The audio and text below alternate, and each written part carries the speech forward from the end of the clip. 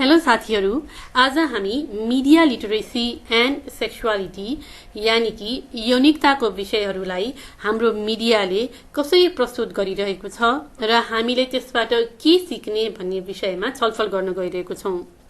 यो प्रस्तुतिलाई अघि बढाउनु भन्दा अगाडि म के कुरा स्पष्ट पार्न चाहन्छु भने यस प्रेजेन्टेसन बनाउने क्रममा मैले मिडियाबाट विभिन्न तस्बिरहरू एडभर्टाइजमेन्टको स्याम्पलहरू लिएको छु, तर त्यसको छलफलको क्रममा हुने कुनै पनि धारणाहरू मेरो नितान्त व्यक्तिगत धारणा हुन् र त्यो अरू व्यक्तिसँग वा तपाईहरुसँग नमिल्न पनि सक्छ। त्यसैगरी कुनै पनि ब्रान्ड अथवा कुनै पनि नामप्रति मेरो कुनै पनि कन्फ्लिक्ट अफ इन्ट्रेस्ट छैन। मैले कुनै कारणले गर्दाखेरि त्यो पर्टिकुलर ब्रान्डको एक्जाम्पल लिएको होइन। केवल मिडियामा अहिले कस्तो किसिमका गतिविधिहरू छन्, कस्ता किसिमका प्रसारण देखाउनको लागि एक्जाम्पलको रूपमा मात्रै प्रयोग गरेको हुँ। अब मिडिया लिटरेसी भनेको के हो त? लिटरेसी भनेको साक्षर हुनु, यानी कि केही पनि कुराहरू बुझ्न सक्ने हुनु। त्यसैगरी मिडिया लिटरेसी भनेको पनि विभिन्न मिडियाहरूमा भएका थरीथरी सूचनाहरूमा पहुँच हुनु र ती सूचनाहरूलाई, ती जानकारीहरूलाई लेखाजोखा गरेर त्यसलाई बुझ्न सक्ने क्षमतालाई नै मिडिया लिटरेसी भनिन्छ। मिडिया भनेको एउटा निकै नै महत्त्वपूर्ण चेन्ज एजेन्ट हो, यानी कि तपाई के सोच्नुहुन्छ, तपाईको कुनै पनि कुराप्रति कस्तो धारणा छ, तपाईको आचरण कस्तो छ भन्ने कुरालाई निर्धारण गर्नको लागि अथवा त्यसलाई आकार दिनको लागि मिडियाको एकदमै ठूलो भूमिका हुन्छ। मिडियामा प्रस्तुत गरिएको कुराहरूले गर्दाखेरि तपाईलाई कुनै खाना खान मन लाग्ने, कुनै पर्टिकुलर ब्रान्डको लुगा लगाउन मन लाग्ने, पर्टिकुलर गाडी किन्न मन लाग्ने अथवा कुनै तरिकाले व्यवहार गर्न मन लाग्ने, कोही व्यक्ति जस्तो देखिन मन लाग्ने बनाउँदछ। त्यसरी नै यौनिकताको विषयमा पनि मिडियाले विभिन्न कुराहरू प्रस्तुत गरेर तपाईलाई कुनै पनि विषयको बारेमा एउटा निश्चित तरिकाले सोच्नको लागि बाध्य बनाउँछ। यो कहिलेकाहीँ हामीलाई थाहा पाएर पनि हुन्छ भने धेरै जसो वखत चाहिँ हामीले नथाहा पाउने गरी मिडियाले चाहिँ हाम्रो सोचहरूलाई चाहिँ परिवर्तनहरू गर्दै आएको हुन्छ। अब केही उदाहरण हेरौँ है त। यो पहिलो एउटा इलेक्ट्रोनिक सामानको एडभर्टाइजमेन्टकोबाट मैले लिएको स्न्यापसट हो। यो एडभर्टाइजमेन्टमा एकजना महिला बिहान उठेदेखि आफ्नो श्रीमानको लागि लुगा इस्त्री गर्ने, इलेक्ट्रोनिक सामान प्रयोग गरेर रोटी बनाउने, खाना बनाउने, जुसरबाट जुस निकालेर श्रीमान र आफ्नो छोरीलाई स्कुल जान र अफिस जानको लागि तयार गर्नुहुन्छ। हेर्नुस् त, यो पर्टिकुलर सिनमा पनि उहाँले खाना सर्भ गरिरहनु भएको छ भने सँगै बसेर खानु चाहिँ भएको छैन। यस्तो किसिमको एडभर्टाइजमेन्टले चाहिँ महिलाको रोल फेरि पनि किचनमै हो र महिलाको जिम्मेवारी भनेको आफ्नो पुरुष अथवा चाहिँ छोराछोरीहरूको केयर गर्नु हो भन्ने किसिमको नै सन्देश दिन्छ। अर्को एउटा एडभर्टाइजमेन्ट हेरौँ। यो एउटा डिजिटल पेमेन्ट प्लेटफर्मको एक्जाम्पल हो। यहाँ एउटा किशोरी आफ्नो सर्कल साथीहरूसँग बसेर छलफल गरिरहेको छन् र त्यहाँ केटा साथीहरू छन् जसले चाहिँ पेमेन्ट कसरी गर्ने भन्ने विषयमा छलफल गरिरहेको छन् भने उले मजाले कसरी मोबाइलको युजबाट, डिजिटल टेक्नोलोजीको युजबाट चाहिँ डिजिटल पेमेन्टहरू गर्न सकिन्छ भनेर सिकाइरहेको छन्। अब यो एडले चाहिँ महिलाहरू जसलाई हामी सामान्यतया एउटा टेक्नोलोजीसँग फ्रेन्डली हुँदैन भनेर अज्युम गर्छौं, महिलाहरूले पनि एकदम मजाले पुरुषहरूलाई सिकाउन सक्छन्, टेक्नोलोजीमा एकदमै फ्रेन्डली हुन सक्छ भन्ने किसिमको सन्देश दिएको छ। हाम्रो उद्देश्य भनेको एउटा स्टेरियोटिपिकल एकदमै पितृसत्तात्मक सोचहरूबाट चाहिँ नयाँ किसिमका सोचहरू जसले चाहिँ हाम्रो पुरातनवादी सोचहरूलाई चाहिँ चुनौती गर्न सकोस् त्यस्तो किसिमको मिडिया मेसेजहरू चाहिँ क्रिएट गर्नु हो। एकपटक तपाईको सबैभन्दा मनपर्ने टिभी शोको बारेमा सोच्नुस् त। तपाईले अहिले हेरिरहनु पनि रहनु भयो होला कुनै पनि सिरिज हैन। अहिले त लकडाउनको बेलामा हामी एकदमै धेरै टिभी अथवा चाहिँ युट्युब अथवा नेटफ्लिक्समा चाहिँ इन्गेज हुन्छौं। यो शोहरूमा कतिको चाहिँ युनिकताको बारेमा बताइएको छ अथवा कस्तो क्यारेक्टरलाई चाहिँ सेक्सुअली एक्टिभ देखाइएको छ। अनि हामीले यो कोर्समा सुरुदेखि कुरा गर्दै आएको कि कुनै पनि यौन सम्पर्क भनेको दुईजना पार्टनरहरूको बीचमा छलफल हुनुपर्छ प्रेग्नेन्सीको बारेमा अथवा चाहिँ एसटीआई को बारेमा, प्रोटेक्सन कन्ट्रासेप्टिभ्स प्रयोग गर्ने कि नगर्ने भन्ने विषयमा। के यी कुराहरू देखाइएको छ त तपाईले हेरिरहनु भएको टिभी सिरियलमा? अनि किन त यस्तो कुराहरू देखाइँदैन? हैन। अघिकै एक्जाम्पल हेर्ने हो भने पनि यदि त्यो इलेक्ट्रोनिक्सको एडमा केटाले चाहिँ घरको किचनमा बसेर खाना पकाएको र उसको वाइफ चाहिँ अफिस जानलाई रेडी भएको भए धेरैजना मान्छेहरूले चाहिँ त्यो एडसँग कनेक्ट गर्न सक्दैनथे, किनभने हाम्रो समाजमा त त्यो एकदमै पचिसकेको विषय होइन। अनि जुन कुरासँग मान्छेले आफूलाई देख्न सक्दैन नि, कनेक्ट गर्न सक्दैन, त्यो सामान बिक्री नहुने डर हुन्छ। त्यही मिडियाको रोल त धेरै जसो एकदमै बिजनेस ओरिएन्टेड हुन्छ हैन, मार्केटिङ ओरिएन्टेड हुन्छ। त्यसले गर्दाखेरि पनि त्यो कन्टेन्टहरूले चाहिँ सामान बिक्री गराउनु पर्ने हुन्छ। त्यस कारण यस्तो सोहरू टिभीमा देखाइएका अथवा अरू मिडियामा देखाइएका कुराहरू कतिको रियलिस्टिक हुन सक्छन् भन्ने कुरा चाहिँ हामीले एकदमै ध्यान दिएर विचार गर्नुपर्छ। अमेरिकामा गरिएको एउटा सर्वेक्षणको म केही डेटाहरू प्रस्तुत गर्न गइरहेको छु। यस्तै किसिमको डेटा मैले नेपालको लागि त भेटिनँ, तर अमेरिकाकै डेटा हेर्ने हो भने पनि हामीलाई धेरै कुराहरू थाहा हुन सक्छ।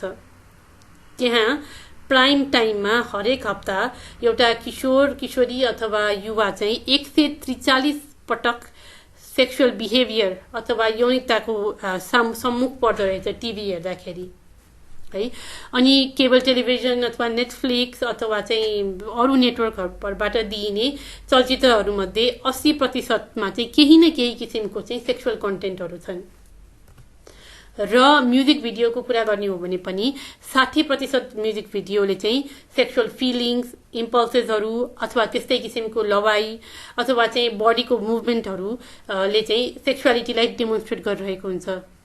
यो एउटा इक्जाम्पल हो कि हामी कति पटक चाहिँ मिडियाबाट सेक्सुअलिटीको बारेमा एक्सपोज हुन्छौँ हैन, अथवा त्यसको बारेमा कन्टेन्टहरू हामीले हेर्न पाइरहेको हुन्छौँ भनेपछि हाम्रो सोचलाई चाहिँ कति सजिलै तरिकाले मिडियाले आइदर राम्रो तरिकाले अथवा चाहिँ नकारात्मक तरिकाले चाहिँ परिवर्तन गर्न सक्दो रहेछ। युवाहरूको जुन किसिमको मिडियामा एक्सपोजर बढ्दैछ, इलेक्ट्रोनिक मिडिया, अहिले हातमा फोन छ, युट्युब यति सजिलै एक्सेसिबल छ, त्यसले गर्दाखेरि उनीहरूको सेक्सुअल एटिट्युड, बिलिफ र बिहेभियर चाहिँ कसरी चेन्ज हुन्छ भन्ने कुरा चाहिँ एकदमै ठुलो कन्सर्न हो। हुन त सेक्सुअल कन्टेन्टहरूले अथवा यौनिकताका कुनै पनि विषयवस्तुहरूले चाहिँ जो कोहीको पनि सोच परिवर्तन गर्न सक्छ, तर किशोर किशोरीहरू, युवाहरू भनेको चाहिँ त्यस्तो समयमा हुन्छन् जिन्दगीको जहाँ चाहिँ उनीहरूले व्यवहारको बारेमा, रिलेसनसिपहरू, सम्बन्धहरूको बारेमा चाहिँ भर्खरै बुझ्न सुरु गर्दै हुन्छन् र उनीहरूको आचरणहरू, उनीहरूको धारणाहरू र उनीहरूको व्यवहारहरू चाहिँ भर्खरै आकार लिँदै गरेको हुन्छ। त्यसले गर्दाखेरि मिडियाले दिने नकारात्मक सन्देशहरू अथवा चाहिँ अनरियलिस्टिक कुराहरूले चाहिँ उनीहरूको सोचहरूलाई चाहिँ नकारात्मक बनाइदिने हो कि भन्ने पनि एकदमै ठुलो डर हुन्छ। त्यसैले हामीहरू एकदमै केयरफुल हुनुपर्छ।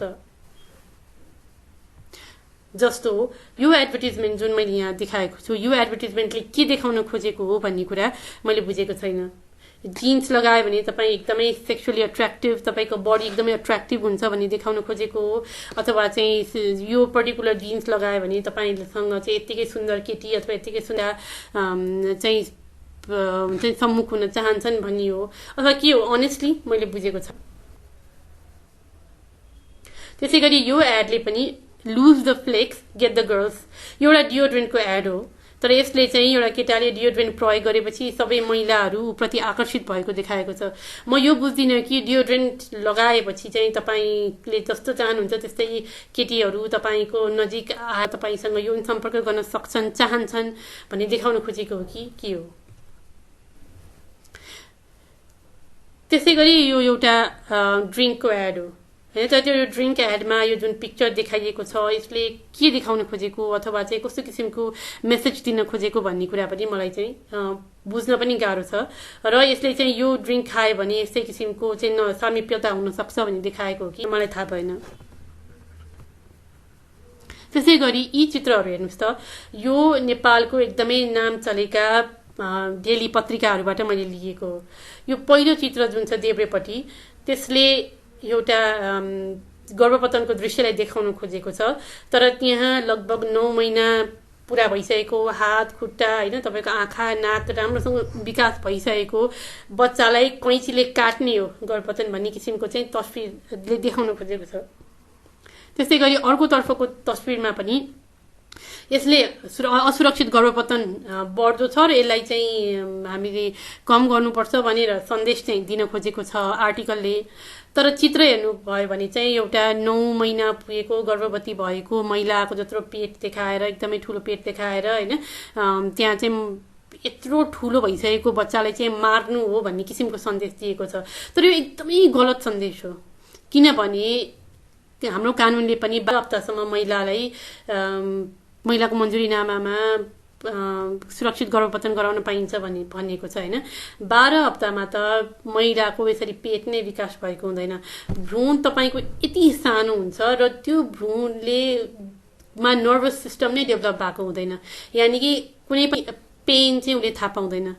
तर यो किसिमको तस्विरहरू हाम्रो मिडियाले देखाउँदाखेरि चाहिँ ओहो यो त एकदमै पाप हो, यो गर्भपतन गराउने महिला चाहिँ एकदमै गलत हो भन्ने किसिमको सन्देश दिएको छ। जबकि कानुनी रूपमा नै नेपाल सरकारले सुरक्षित गर्भपतनको महत्त्व बुझेर यसलाई अधिकार, महिलाको अधिकार हो भनिसकेपछि मिडियाले चाहिँ त्यस्तो किसिमको सन्देश दिनुपर्ने ठाउँमा यस्तो उल्टो सन्देश दिँदाखेरि चाहिँ यसले चाहिँ नकारात्मक सन्देशहरू जान्छ। तर साथीहरू, खुसीको कुरा के भन्दाखेरि हामीले मिडियामा भएको सबै कुरालाई ग्रहण गर्नु पर्दैन। हामीले चुनौती पनि गर्न सक्छौँ, प्रश्न पनि गर्न सक्छौँ। हामीले सही चस्मा लगाएर, करेक्ट लेन्स लगाएर, लेखाजोखा गरेर, मिडिया लिटरेट भएर चाहिँ कुन कन्टेन्ट सही हो, कुन कन्टेन्ट गलत हो, कुन कुरा मैले लिने, कुन कुरा नलिने भनेर चाहिँ, अथवा कस्तो किसिमको सन्देश चाहिँ मैले अर्को व्यक्तिलाई प्रवाह गर्ने भन्ने कुरा चाहिँ आफैले निर्णय गर्न सक्छौँ। यो एउटा एडभर्टिजमेन्ट हेर्नुहोस् त, एउटा स्कुटरको हो। धेरै जस्तो स्कुटरको एडमा नेपालमा एकदमै ग्ल्यामरस एउटा केटी चाहिँ छेउमा उभिएको देखाइन्छ। स्कुटर किन्नको लागि तपाईँ ग्ल्यामरस हुनुपर्छ भनेको हो, अथवा यो स्कुटर किनेपछि तपाईँको शरीर पनि यस्तै अथवा अनुहार पनि यस्तै आकर्षक हुन्छ भन्न खोजिएको हो, मलाई थाहा भएन। तर यो पर्टिकुलर एडले मलाई आकर्षित गर्दैन। यो 2018 को एड हो, तर 2019 मा आएर यही कम्पनीले अर्को एड निकालेको छ जहाँ केटाले पनि स्कुटर चलाएको छ, केटीले पनि स्कुटर चलाएको छ। उनीहरूको लगाइ हेर्ने हो भने तपाईँले एकदमै रिलेटेबल देख्नुहुन्छ। म स्कुटर चलाउने बेलामा धेरै जस्तो अवस्थामा यो दाहिने तस्विरको केटी जस्तो देख्छु, न कि देब्रे जस्तो। त्यसकारण हेर्नुहोस् त, कसरी हामीले रियलिस्टिक बनाउन सक्छौँ हैन। तपाईँ प्रडक्ट नै बेच्ने हो, तर त्यसलाई कसरी रियलिस्टिक बनाउन सक्छौँ भन्ने कुरा चाहिँ यस्तो किसिमको एडभर्टिजमेन्टहरूबाट देख्न सकिन्छ। त्यसै गरी यौन भनेको एकदमै प्राकृतिक कुरा हो, त्यसकारण यसको बारेमा मिडियामा खुलेर बोल्नुपर्छ। तर कसरी प्रस्तुत गर्ने भन्ने कुरा पनि महत्त्वपूर्ण हुन्छ। जस्तो देब्रेपट्टि भएको पनि एउटा कन्डोमकै एड हो, तर त्यहाँ एकदमै अनरियलिस्टिक बडी इमेज छ हैन, जुन सामान्य अवस्थामा हामीको सबैको बडी यस्तो पनि हुँदैन, अथवा हामी यस्तो सिनेरियोमा, यस्तो कन्टेक्स्टमा हुँदैनौँ भने दाहिनेतिर हेर्ने हो भने हाम्रो गाउँठाउँ, हाम्रो समाजमा हुने किसिमको दृश्य हो कि। त्यसकारण दुइटै कन्डोमको एड भए पनि कसरी त्यसलाई चाहिँ मोर रियलिस्टिकली, कसरी राम्रोसँग प्रस्तुत गर्ने ताकि युवाहरूले चाहिँ के सन्देश दिन खोजेको हो भन्ने कुरा बुझुन् भन्ने कुरा महत्त्वपूर्ण हुन्छ। त्यसै गरी हामीले सेलिब्रिटीहरूलाई इन्गेज गरेर पनि सन्देशहरू दिन सक्छौँ। जस्तो आराचारणमा पनि हामीले दयाहाङ राईलाई त्यही सेलिब्रिटी च्याम्पियनको रूपमा परिचालन गरिरहेको छौँ र उहाँले सुरक्षित गर्भपतनलाई एउटा महिलाको अधिकारको दायराको रूपमा बोलिदिनु हुँदाखेरि सार्वजनिक ठाउँहरूमा धेरैजना युवाहरूले चाहिँ यसलाई एउटा अधिकारको रूपमा चाहिँ हेर्न सक्दछन्। त्यसै गरी अहिले मिडियामा एकदमै राम्रो कन्टेन्टहरू पनि आउन थालेको छ, इनोभेटिभ कन्टेन्ट। जस्तो निर्णय भन्ने एउटा वेब सिरिज छ जसले चाहिँ सेफ अबर्सनको बारेमा बोल्दछ। त्यसै गरी जस्ट अनदर लभ स्टोरी पनि मलाई एकदमै मनपर्ने वेब सिरिज हो। त्यसै गरी अरू पनि इनोभेटिभ कन्टेन्टहरू आइसकेको छ जसले चाहिँ सेक्सुअलिटीलाई एउटा पोजिटिभ र एकदमै फ्याक्चुअल, सही तरिकाले, रियलिस्टिक तरिकाले चाहिँ प्रस्तुत गर्ने गरेको छन्।